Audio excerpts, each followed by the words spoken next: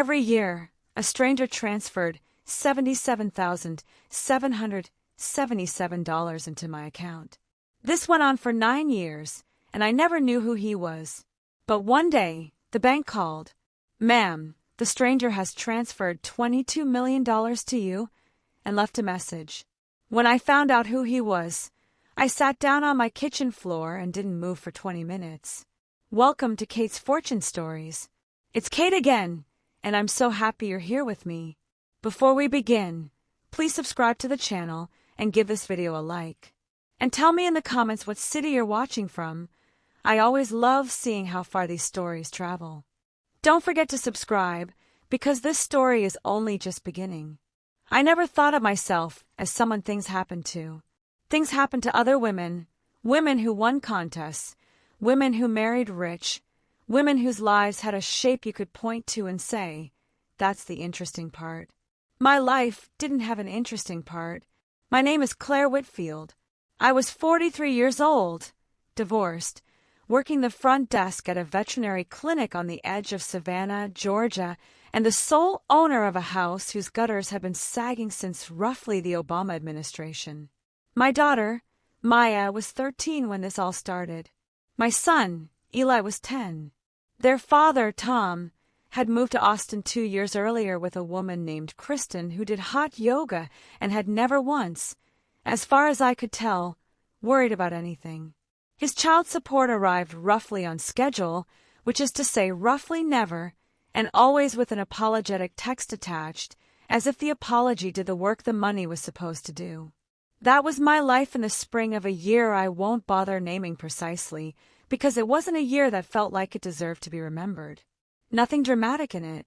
Just the low, constant hum of a woman doing arithmetic in her head at the grocery store, at the gas pump, at the kitchen table at 11 at night with the bills spread out like a losing hand of cards.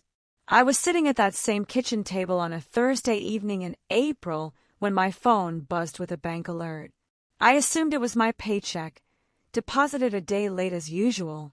I picked up the phone without any urgency at all, and then I set down my mug of tea, so fast it sloshed onto the table. Deposit received, $77,777. Sender, private transfer. I stared at the screen for a long moment, the way you stare at a word you've read so many times it stopped looking like a real word. I opened the banking app, tapped into the transaction, looking for a name, an account number, anything. There was nothing, just the phrase private wire transfer and a string of numbers that meant nothing to me. I called the bank's after-hours line immediately, my voice climbing half an octave higher than usual. The representative confirmed the deposit was real, cleared, and sitting in my account. She told me the sender had specifically requested anonymity and that the bank was under no obligation to reveal anything further. "But somebody just sent me $77,000, I said, hearing exactly how absurd the sentence sounded as it left my mouth. "Yes, ma'am. That's correct." I waited 5 days for someone to call and say it had been a mistake, for the money to vanish as strangely as it had appeared. Nothing happened. The money sat in my account, still and quiet, like something holding its breath.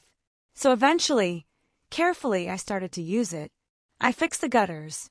I paid off the balance on Maya's orthodontia that had been sitting on a payment plan since Christmas. I put 3 months ahead on the mortgage, which was a thing I had never once done in my adult life, and doing it felt like taking the first full breath I'd taken in years. The following April, on nearly the same date, another notification arrived. Deposit received, $77,777. Sender, private transfer. Same format, same silence behind it. I called the bank again. Same source, they told me. No new information. By the 3rd year, I had stopped calling. By the 5th year, I had stopped flinching when the notification came through. By the 9th year, the deposit had become something I quietly expected every April the way you expect the azaleas to bloom. Who does this? Who sends a stranger $77,000 a year, year after year, without a word of explanation? That question lived in me, the way a low fever lives in the body, present, background, impossible to fully set down. I told no one, not my mother in Charleston, not my sister Renee, who would have called the IRS, the FBI, and possibly a priest. I kept it to myself, and I used it deliberately. The roof, the year after the gutters. Eli's braces, 2 years after that. A modest college fund for both kids, opened quietly and added to every spring like a private ritual. 9 years, 9 deposits, $699,993 in total, arriving like clockwork, rebuilding my life so slowly and so completely that I was almost afraid to look directly at what had changed, the way you're afraid to look directly at the sun. And then, on a Tuesday morning in March, my phone rang, and the screen read Coastal Georgia Trust, priority client line. I had never gotten a call from that line in my life. Ms. Whitfield, a woman's voice said, careful and formal, "This is Adrienne Cole, calling from Coastal Georgia Trust. I'm calling because an extraordinary transfer was made to your account this morning. The amount is $22 million. She paused, and the sender left you a message. He said you would want to know who he was. I sat down on the kitchen floor. Not in a chair, on the floor, because my legs had simply stopped being willing to hold me up. 9 years, and finally a name. I stayed down there for what must have been 20 minutes, the tile cold under me, while Adrienne Cole waited on the other end of the line with the patience of someone who had clearly delivered life-altering phone calls before. She asked twice if I was still there. I was. I just couldn't make words come out yet. The message, she explained, had been attached to the transfer as a written document, and she read it to me slowly, giving me time between each sentence, as though she understood exactly what kind of weight each one carried. My name is Walter Ashbrook. You don't know me, but I know you. 14 years ago, on a January afternoon on Bowles Street in Savannah, you stopped outside a bookstore, my bookstore, though you didn't know it, and you found a man on the sidewalk who had collapsed. You didn't call for help and walk away. You stayed. You held my hand and talked to me until the paramedics came, and you rode with me in the ambulance because you said you didn't think anyone should be alone in the back of one of those things. I had lost my son 8 months before. I had stopped, in every way that mattered, taking care of myself. I was not a stranger to you by choice. I was a man who had quietly decided he didn't matter anymore. And you decided otherwise, without knowing a single thing about me. I never forgot it. I am dying now. Everything I have left, I am leaving to you. My attorneys will be in touch. Thank you for staying, Claire. I remember that afternoon. Of course I remembered it. Not because I'd thought anything of it at the time. I hadn't, not really, but because the man's face had stayed with me for days afterward in the particular way that frightened faces do. Silver-haired, 60-something, gray around the lips, his hand gripping mine, so hard it left marks. I had wondered, in the weeks after, whether he was all right. I never found out. Life had simply carried me forward, the way it does. That man had been Walter Ashbrook, founder of Ashbrook & Sons, a chain of independent bookstores across coastal Georgia and South Carolina that I later learned he had sold to a national retailer 6 years earlier for a sum the business press had described, with real restraint, as significant. He had no surviving spouse. She had passed a decade before, and no surviving son. His estate, after taxes and a handful of charitable bequests specified in his will, came to $22 million, and all of it, per the letter I was now holding against my chest like something that might otherwise float away, was mine. I set the phone down on the counter and stared at the wall for a long time. And then the fear arrived. Not the small, survivable fear of an overdrawn account or a late bill, the other kind. The cold, structural fear of a woman who suddenly understands her life has shifted onto ground she doesn't recognize. Because $22 million isn't a windfall. It's a spotlight. It's the kind of number that makes people behave in ways they otherwise wouldn't. I thought about Maya, 22 now, in her second year of a graduate program in public health. I thought about Eli, 19, quiet and exact, studying computer engineering 2 states away. I thought about the house I had finally paid off 8 months earlier with money I had saved so carefully I still flinch sometimes before spending it. I had built something small and mine, brick by brick, out of nothing. And now this. The attorneys called the next morning. A firm out of Atlanta called Pruitt, Whitcomb and Sons. A man named Harold Whitcomb spoke to me in the measured, unhurried tone of someone who had delivered enormous, life-altering sums of money to surprised people more than once before. He confirmed the transfer. He confirmed the will. He told me Walter had updated his estate documents 18 months earlier, shortly after his terminal diagnosis, and that the bequest to me was unambiguous, properly witnessed, and legally sound. "Are there other heirs?" I asked. There was a pause on the line that told me everything before Harold Whitcomb said a single word. "Mr. Ashbrook had 2 adult children," he said carefully. "A daughter, Diana Ashbrook Reyes, and a son, Nathan Ashbrook. They were informed of the estate distribution last week, as required by law." "And how did they take it?" Another pause. "Ms. Whitfield, I'd strongly recommend retaining your own attorney before you speak with anyone connected to the Ashbrook family." I hung up and sat with that sentence for a long time. It wasn't a casual suggestion. It was a warning wearing a suit. I opened my laptop and typed the names into a search bar with hands that weren't entirely steady. Diana Ashbrook Reyes, 46, a former commercial real estate investor in Charleston, currently named in 2 unresolved civil lawsuits connected to a failed retail development. Nathan Ashbrook, 42, living in Atlanta, described in a 5-year-old business profile of his father as estranged for the better part of a decade. I kept reading.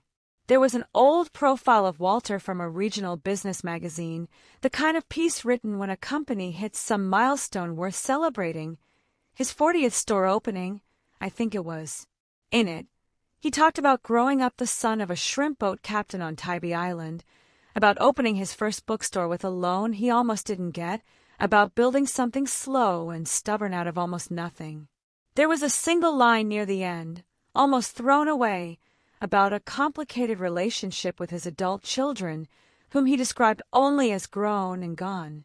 At the time it had probably read as a minor, forgivable detail in an otherwise triumphant story. Reading it now, years later, with everything I knew, it read like a warning nobody had thought to take seriously.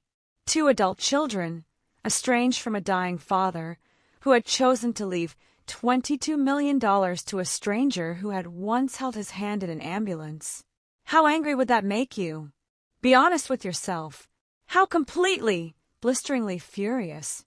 Sitting at my kitchen table in Savannah, looking at photographs of 2 people I had never met, I understood something with total clarity. This was not over. This was, in fact, barely the beginning. I had 2 choices in front of me. I could be frightened and passive and hope good paperwork would protect me, or I could be deliberate, strategic. I could build something they couldn't tear down. I opened a new document on my laptop and started to write. The first line on the list was the thing Harold Whitcomb had told me to do. Find your own attorney. Today, I found her through my best friend, Monica, who had survived her own brutal custody battle 6 years earlier and come out the other side with the calm, unshakable expression of a woman who now knew exactly which lawyers in Savannah actually fought to win. Her name was Rosalind Byrne, a partner at a small litigation firm off Bull Street, a woman in her late 50s with reading glasses permanently pushed into gray hair and a stillness about her that made you believe she'd already run through every possible version of your problem before you finished the sentence. I sat in her office on a Friday afternoon and told her everything. 9 years of deposits, the phone call from the bank, Walter's letter, the Ashbrook children, Harold Whitcomb's warning. Rosalind listened without interrupting once. She made 4 notes on a legal pad. When I finished, she took off her glasses and looked directly at me. "The will is airtight," she said. Walter Ashbrook had full legal capacity when he signed it. 2 witnesses, a notary, and estate attorneys who did everything by the book. A capacity challenge is going to fail. She paused. That won't stop them from filing one anyway. Not because they think they'll win, because litigation is exhausting and expensive, and they're likely counting on you settling just to make it stop. I won't, I said. Rosalind looked at me for a long moment. Good, she said simply, and wrote something else on the pad. She filed a formal response on my behalf that same week, establishing my legal position and letting the Ashbrook family's attorneys know, unmistakably, that I was represented and prepared. Within 48 hours, the first phone call came. It came to my personal cell, a number I had given to almost no one connected to any of this. The caller ID showed an Atlanta area code. When I answered, the voice on the other end was smooth, practiced, the kind of voice that's been trained to sound reasonable. Ms. Whitfield, this is Diana Ashbrook Reyes. I hope I'm not catching you at a bad time. She was catching me at an extraordinarily bad time, but I said nothing. I just wanted to reach out personally, Diana continued, because I think there's been a real misunderstanding here, and I believe 2 reasonable adults can work this out without it becoming ugly. Her voice had the polished warmth of someone accustomed to negotiating from a position she assumed was superior. My father was very ill toward the end. I don't think he was thinking clearly. We have documentation that raises real questions about his judgment. I'm sure you understand. I understand that your father made a legal decision about his own estate, I said. My voice came out steadier than I expected it to. A brief pause. Ms. Whitfield, we're prepared to offer you a settlement. Something fair. Something that acknowledges your relationship with my father without. Please direct any further communication to my attorney, I said. Rosalind Byrne. Her office number is public record. And I hung up. My hands were shaking when I set the phone down, but not from fear, from something closer to recognition. Diana had reached my personal number, which meant she'd gotten it from somewhere she shouldn't have. A background check. A data broker. Something less than legal. That was the first piece of evidence that told me exactly who I was dealing with. The second piece came 3 days later, and it changed everything. Rosalind called on a Wednesday morning, her voice carrying a particular contained energy I hadn't heard from her before. She had hired a private investigator, standard procedure in a contested estate case, she explained, and he'd been looking into the Ashbrook siblings' history as it related to their father's affairs. What he'd found was this. 10 months before Walter's death, Diana and Nathan had jointly petitioned a Chatham County court to have their father declared mentally incompetent and to have themselves named his legal guardians. Walter had fought the petition with his own attorneys. He had undergone 3 separate, independent psychiatric evaluations. All 3 found him fully competent. The petition had been denied. They tried to take control of his finances before he died. I said slowly. They tried, and they failed, Rosalind confirmed. And the timing matters a great deal. Walter updated his will to include you 5 months after that petition was thrown out. I sat with that for a long, quiet minute. Walter Ashbrook had seen exactly what his children were. He had watched it happen in front of him, the way a man who's spent a lifetime building something learns to read people clearly. And in the final year of his life, facing a terminal diagnosis and a failed guardianship attempt by the 2 people who should have been caring for him, he had thought back across 14 years to a January sidewalk and a stranger who stayed. He had trusted me, a stranger, because I had been kind without doing the math on it, without expecting anything back. And now his own children, the people who had tried to strip him of his autonomy while he was still breathing, were coming for the one thing he'd chosen to leave behind on his own terms. I thought about that for a long time that night, standing at the kitchen window while the dark settled over the yard. Was I angry? Yes, but underneath the anger was something steadier. I was ready. Rosalind's strategy was deliberate, methodical, and in certain key respects, public on purpose. When people operate out in the open, she told me during our second meeting, it becomes very hard for the other side to apply pressure without it looking like exactly what it is. The first move was a comprehensive response filed in Chatham County Probate Court, attaching the psychiatric evaluations, public court documents, establishing that Walter had been found fully competent, not once but 3 times, by independent professionals. Rosalind attached a full timeline, the failed guardianship petition in June, the evaluations in July and August, the updated will in November, Walter's death in February. The document told its own story without a single editorial word attached to it. The second move was a letter from Rosalind's office to the Ashbrook's attorney, a man named Bradley Simmons of Simmons and Cole in Atlanta, formally requesting every communication between Diana, Nathan, and their father's estate managers going back 3 years. Standard discovery, but the timing, arriving the same week as our court filing, was meant to send a message. We know exactly where to look. I wasn't in the courtroom for the filing.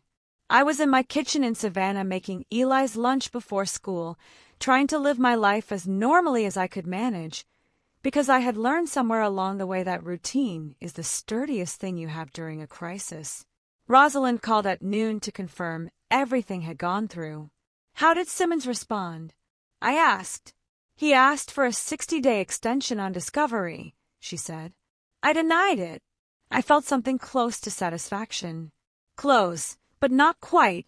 I'd learned by then not to trust satisfaction that arrived too early. It was a good thing I hadn't. The escalation came on a Thursday evening, 2 weeks after the filing. I was in the parking lot of a grocery store on Abercorn Street, loading bags into my trunk, when a dark gray SUV pulled into the spot beside mine. The passenger window rolled down. Nathan Ashbrook was sitting there. I recognized him instantly from the photographs I'd looked at too many times by then. Heavy-set, mid-40s, with the particular expression of a man who has spent his whole life expecting the world to rearrange itself around him. You should think really carefully about what you're doing, he said. His voice was low, controlled, not quite threatening enough to record and hand to a jury, but close. My father wasn't well. You took advantage of a grieving, confused old man, and a jury is going to see it that way. Your father was evaluated by 3 psychiatrists, I said. I was proud of how level my voice stayed. All 3 found him competent. Juries don't read psychiatric reports, he said. Juries see a stranger who showed up and walked away with $22 million. He let that sit for a second. There's a settlement offer on the table. $3 million. Clean. No publicity. He paused again, longer this time. Think about your kids, Miss Whitfield. Think about how complicated things can get for people. That last sentence, think about your kids, was the one that sealed it. Not because I thought he'd actually harm them. I didn't believe that, and I don't think that was the kind of family they were. But because he'd said it deliberately, knowing exactly how it would land, using my love for my children as leverage. That told me everything I needed to know about who Nathan Ashbrook was. Move your car, I said, or I will call the police and report this as intimidation with your license plate, the time, and this location on record. He stared at me for a second.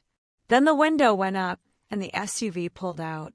I sat in my car for 5 minutes before I trusted myself to drive. When I got home, I locked the front door, turned on the porch camera, and called Rosalind. She listened to every detail, asked 3 specific questions about exactly what had been said, and told me to write it all down, date it, and email it to her that night for the file. Is any of that actually illegal? I asked. Borderline, she said, but the pattern matters. The personal phone call from Diana, now this. We document everything. After I hung up, I walked down the hall to Eli's room. He was at his desk with headphones on, working through a physics problem set, completely unaware that any of this was happening. Maya was 2 states away, safe, thriving, buried in coursework. I stood in the doorway and just looked at him for a while, at the particular way he chewed the end of his pencil when a problem wasn't cooperating, at the poster of a solar system taped crooked above his desk since he was 11 and had never bothered to straighten. He didn't look up. He didn't need to know. Not yet. Maybe not ever. Exactly how close a stranger in a parking lot had come to using him as a threat. I thought, standing there, about how strange it was that the money itself had never frightened me. Not once. Not even that first Tuesday with the notification lighting up my phone.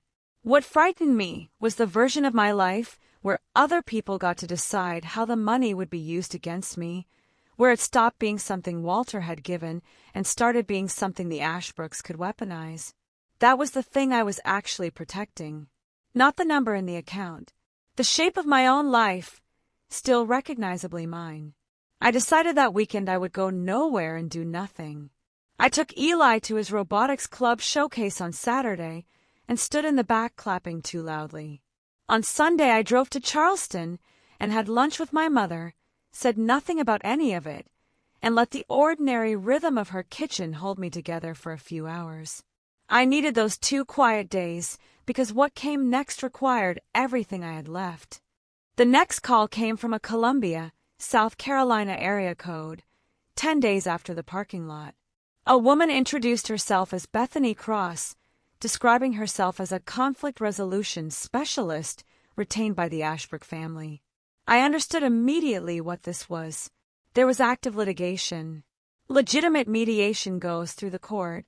This was a private, soft-voiced end-run designed to get me alone in a conversation where I might say something they could use or agree to something I couldn't easily take back. "I appreciate the call," I said pleasantly, "but please direct anything like this to my attorney, Rosalind Byrne. She handles all estate matters." "I completely understand," Bethany Cross said, her voice warm and vaguely sympathetic, the voice of someone paid to sound like she's on your side. "I just want to mention, this process is going to become very public. Court filings are public record. Details about your finances, your relationship with Mr. Ashbrook, all of it becomes available. I imagine you'd want to protect your privacy. Your children's privacy." There it was again. The children. "I'll let my attorney know you called," I said and hung up. I didn't feel rattled exactly. Somewhere underneath the noise of it, I understood that the very fact they kept reaching for these soft, sideways approaches meant their legal position was weaker than they wanted me to believe. People with strong cases go to court. People with weak cases try to talk you into a room before you understand how strong your position actually is. I logged the call in my running document and made myself a second cup of coffee. But I was alone in that house, and I want to be honest about what that felt like. The legal ground under me was solid. The evidence was solid. Rosalind was exceptional. And there is still a particular kind of loneliness in fighting something enormous by yourself in a kitchen in Savannah, trying not to alarm your kids, trying not to worry your mother. I called Monica that afternoon. We've been friends since our children were in the same stroller and sippy cup playgroup, since the years our marriages were still intact, and our biggest worry was whose turn it was to bring snacks. She'd survived her own version of this, and she knew exactly what it felt like to stand in the middle of something other people were trying to decide for you. I told her everything. She listened without interrupting, the way she always had. When I finished, there was a pause, and then she said, "Claire, you are not going to lose this." "I know," I said. And I did know. But knowing something and feeling it are 2 different rooms in the same house, and I'd been locked out of the second one for weeks. She came over anyway, 40 minutes later, with a bottle of wine and a rotisserie chicken from the store, and we sat at my kitchen table until well past midnight. She didn't offer strategy or advice. She just sat there across from me, and that turned out to be more than enough. Her presence reminded me of something I'd known intellectually but hadn't actually felt in weeks. I wasn't starting from nothing. I had built a real life. I had people. I had 2 kids who were flourishing. I owned my home outright. I had 9 years of careful decisions behind me, $22 million in front of me, and a lawyer I would trust with my life. Diana Ashbrook Reyes had 2 unresolved lawsuits and a failed development deal. Nathan Ashbrook had been estranged from his dying father for the better part of a decade. Somewhere in Atlanta and Charleston, I knew they were watching me, waiting for me to crack, to settle, to just quietly go away. I was not moving. 6 weeks after the parking lot, a handwritten note arrived in my mailbox. Cream stationery, the expensive kind that signals the sender doesn't need to try but wants you to notice she could have. Large, looping handwriting. Claire, I wonder if we might simply meet for coffee, as women, not as adversaries. My father was a complicated man, and I think we both deserve to understand each other a little better. Please consider it. Diana. I photographed the note, sent it to Rosalind, and then, against her mild professional reluctance, and with her full knowledge, I said yes. I want to be clear about why, not because I trusted Diana for a second. I said yes because I wanted to sit across from the person who had tried to strip her own dying father of his legal personhood and look her in the eye. We met at a coffee shop off Broughton Street on a Thursday afternoon. Neutral, public, well-lit. Diana arrived 3 minutes after I did, which told me she'd been watching from my car. She was tall, expensively dressed, groomed in a way that takes real daily effort. She smiled when she saw me, a smile calibrated for warmth, and extended her hand. "Thank you for coming," she said. "I mean that." We ordered coffee. For the first few minutes she talked about her father, his stubbornness, how hard it was for him to show affection, how the loss of his wife and then his son had hollowed him out. She wove in just enough real emotion to make it land. She was good, a skilled performer. He became very susceptible toward the end, she said finally, setting down her cup. Lonely people are like that. They latch onto kindness. They misread connection. She looked at me with an expression built to read as sympathetic. "I don't blame you, Claire. I want you to know that. I don't think you set out to manipulate him." There it was, the accusation, dressed up as forgiveness. "I met your father once," I said. "I stayed with him in an ambulance. He was in a fragile place for years after your brother, after everything," I said carefully. "He wasn't thinking clearly," Diana said, smooth as ever. "A jury will see that." "Your father was evaluated by 3 independent psychiatrists," I said. "All 3 found him fully competent. Your guardianship petition was denied. That's a matter of public record." Something shifted across her face, brief, barely there, a tightening at the eyes, a compression around her mouth. "We all interpret these things differently," she said, and her voice had dropped by a fraction of a degree. "I think your attorney has already told you the contest is unlikely to succeed," I said. "I think you're here because you were hoping I'd be easier to manage across a table than on paper." The warmth vanished entirely. Diana set her cup down with a precision that was its own kind of anger. "You are making a serious mistake," she said quietly, quieter than shouting, and somehow worse for it. "You have no idea what we're capable of. We will make this so expensive, so public, and so long that you will spend the next 4 years of your life in court. We will depose everyone you know. We will take your finances apart under a microscope. We will question every decision you've made since that first deposit hit your account. Is that what you want? For your children to watch their mother dragged through a public courtroom battle?" I looked at her across the table. I thought about Walter, 60-something, collapsed on a January sidewalk, a man who had quietly decided he no longer mattered. I thought about his daughter, sitting across from me now, having spent months trying to have him declared incompetent so she could take control of his money while he was still alive to watch it happen. "Diana," I said, calm as I could manage, "you and your brother tried to strip your father of his legal rights while he was dying. He fought you. 3 doctors said he was competent. He then specifically chose to leave his estate to someone outside your family. That story, told in a courtroom, is not going to make either of you look like grieving children who got robbed. It's going to make you look exactly like what you are." She stood up. Her chair scraped back hard enough that people at the next table glanced over. "We'll see each other in court," she said. "Yes," I said. "We will." She left. I sat there finishing my coffee, and the fear that moved through me afterward was real. I won't pretend otherwise. She wasn't wrong that litigation is exhausting and expensive. She wasn't wrong that they could make things difficult. But the fear had a different texture than I expected. It was fuel. Every threat they made told me precisely how badly they needed me to fold. I was not going to fold. I sat in that coffee shop for another 20 minutes after Diana walked out, watching the door, half expecting her to come back in and apologize, or to send Nathan in her place, or for the whole afternoon to somehow keep unfolding. It didn't. The barista eventually came by to ask if I wanted a refill, and I said yes, mostly because I wasn't ready to stand up yet. I called Rosalind from the parking lot before I even started my car, and read her my notes on the conversation word for word while they were still fresh. She was quiet for a moment when I finished. "That's not the woman of a family confident in their case," she said finally. "That's the sound of someone watching the ground give out under them." I wanted to believe her completely. Most of me did.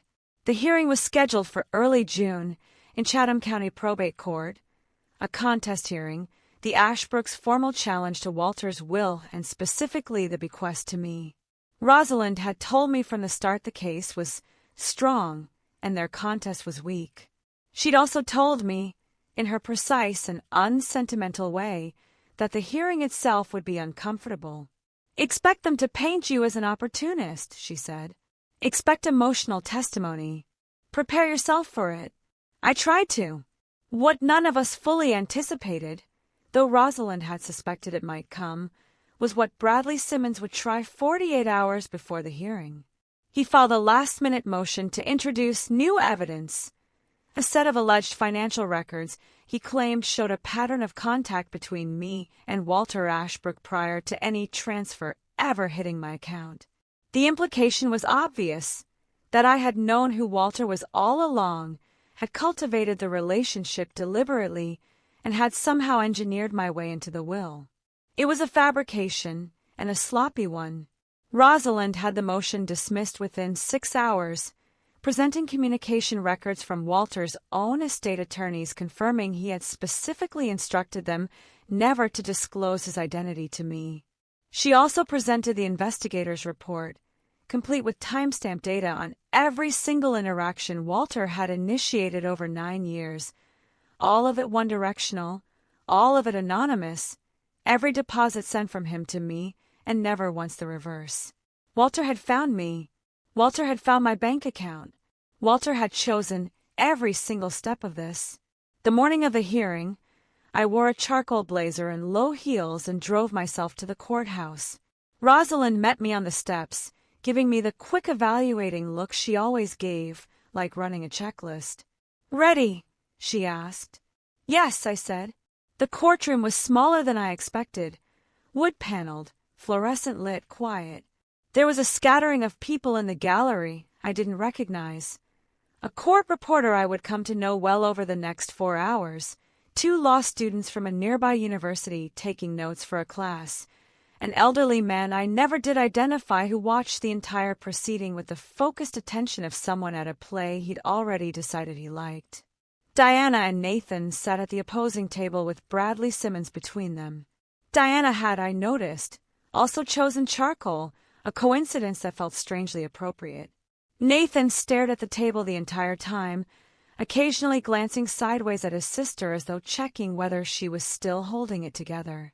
I won't try to reconstruct the legal arguments here. Rosalind laid them out with a precision that was almost beautiful in how complete it was. What I want to describe is the moment the Ashbrook siblings' own testimony began to come apart. Bradley Simmons made a strategic error Rosalind had anticipated. He called Nathan to the stand to testify to Walter's declining mental state.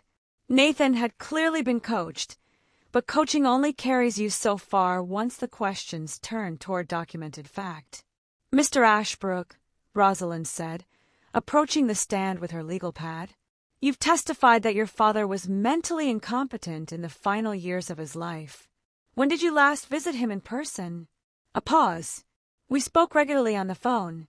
When did you last visit him in person? Another, longer pause. Roughly 9 years ago. 9 years, Rosalind said.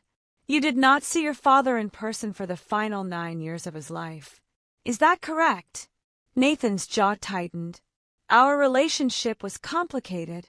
During that same period, Rosalind continued, your sister Diana petitioned the court to have your father declared mentally incompetent, and you co-signed that petition. The court denied it. After that denial, neither you nor your sister appears anywhere in your father's estate documents, financial records, or medical records as a listed contact or a visitor. She paused. You had no involvement in your father's daily life for 9 years, and yet you're here today claiming authority over his final decisions. Help me understand that. Bradley Simmons objected. The judge allowed the question. Nathan looked at his sister. Diana's expression had the fixed, effortful quality of someone concentrating very hard on appearing calm. He wasn't thinking clearly, Nathan said. According to 3 independent psychiatric evaluators, he was, Rosalind said. What's the basis for your assessment, given that you hadn't seen him in 9 years? The silence that followed lasted roughly 8 seconds. I know because I counted. Judge Eleanor Voss asked Bradley Simmons whether his clients had any additional evidence supporting a claim of incapacity beyond testimony. Simmons referenced the last-minute financial motion, which had already been dismissed. He mentioned a claim that Walter had been isolated in his final years, which Rosalind immediately countered with records showing Walter had continued managing his business affairs, meeting with his estate attorneys, and donating regularly to 3 local charities with full legal competence until 6 weeks before his death. Judge Voss looked at both tables. I hadn't been called to testify. Rosalind had decided the documents spoke clearly enough on their own, and she was right. I sat at the plaintiff's table in my charcoal blazer, very still, not performed stillness, but the real, quiet stillness of a woman who had done everything she could and now simply had to let the work stand for itself. I'm prepared to rule, Judge Voss said. Diana turned and looked at me across the courtroom. For just a second, before she smoothed it away, her expression was the look of someone realizing that what she had expected was not, in fact, going to happen. I held her gaze and said nothing. Judge Voss's ruling took 12 minutes, which Rosalind later told me was unusually decisive for a contested estate case of this size. The contest was denied in full. The evidence of Walter Ashbrook's mental competency was, in the judge's words, extensive, consistent, and unimpeachable. The earlier guardianship petition, filed by the same 2 people now contesting the will, had already been denied on the same grounds. The full timeline of Walter's decisions, including the bequest to me, demonstrated a pattern of deliberate, informed, and legally sound estate planning. No undue influence, no fraud, no pattern of prior contact, as the dismissed motion had falsely alleged. The $22 million was mine. Judge Voss added one further note, non-binding but pointed, that the conduct behind the last-minute motion, built on fabricated financial records, would be referred to the State Bar's Disciplinary Committee for review of Bradley Simmons's professional conduct.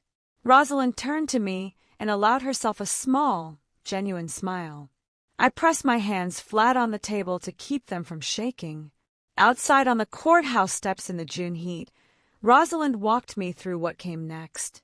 The estate would complete distribution within 60 days. The funds already in my account would be formally confirmed as clear of any legal claim.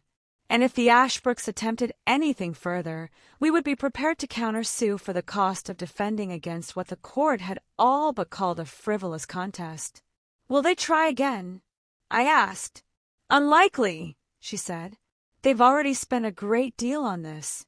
Simmons's exposure on that last-minute filing creates its own problems for him now, and they know that anything they try next is going to be met with documentation.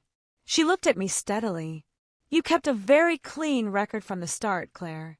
You logged every contact. You never engaged informally with any of it.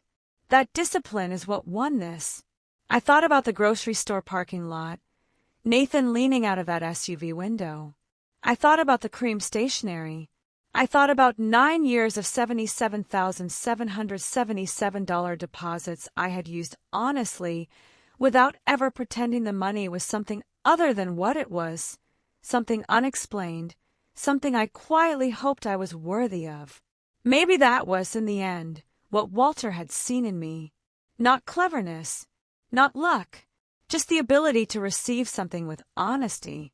I drove home to Savannah in the June heat. I called Maya first. She was between classes, eating lunch outside on campus, and she screamed loudly enough that I heard people nearby turn to look. Then I called Eli, who said, "That's incredible, Mom," with the careful, restrained emphasis of a 19-year-old who doesn't quite know how to show you something has moved him, but clearly has been. Then I called Monica, and she didn't say anything for about 4 seconds before saying, "You won," without me having to tell her, because she knew the sound of me well enough by then to hear it in my breathing. That evening I sat alone at the kitchen table. The house was quiet. Outside, the June light went slow and gold over the yard. I thought about Walter Ashbrook, a man I'd spent maybe 20 minutes with once, in an ambulance, a man whose face I'd nearly forgotten until I looked him up online. A man who had carried the memory of a small kindness for 14 years and chosen, in the final months of his life, to make it matter more than anything else he had left to give. I said thank you out loud to the empty room. It felt necessary. 2 weeks after the ruling, Bradley Simmons's firm quietly informed Rosalind that the Ashbrooks would not pursue any further action. The letter was legally correct and entirely without grace, which by that point surprised me not at all. And then, almost without ceremony, it was over. The first thing I did with the money, the first deliberate, chosen thing, not the money that had simply been sitting there waiting for the process to resolve, was nothing. For 30 days after the ruling, I changed nothing about my life. I kept going into the clinic. I kept making Eli's lunch. I kept doing the ordinary things, because 9 years of anonymous deposits had already taught me that money changes the conditions of a life, not the center of it, and I needed my center to stay intact. Then I started, slowly. I hired a fee-only financial advisor named Teresa Nguyen, recommended by Rosalind, who came to my house rather than making me come to some glass office downtown, and who spent our entire first meeting asking what I valued before she asked a single question about investment strategy. I trusted her almost immediately. With Teresa's guidance, I set up trusts for Maya and Eli, structured to fund their education and give them a real foundation without the particular kind of damage that comes from handing young people a fortune with no context attached. I endowed a scholarship at the community college where I'd taken bookkeeping courses years earlier for single parents returning to school, the truest use of the money I could think of.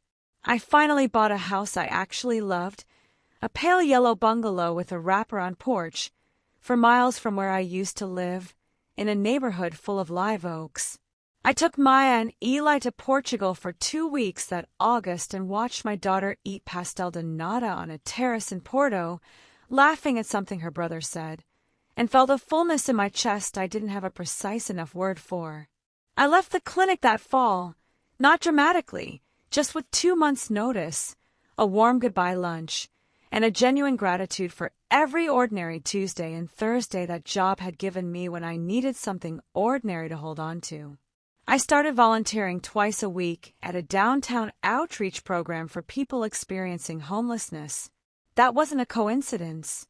I had thought about Walter on that sidewalk more times than I could count, and I understood now, viscerally, what it costs a person to feel invisible.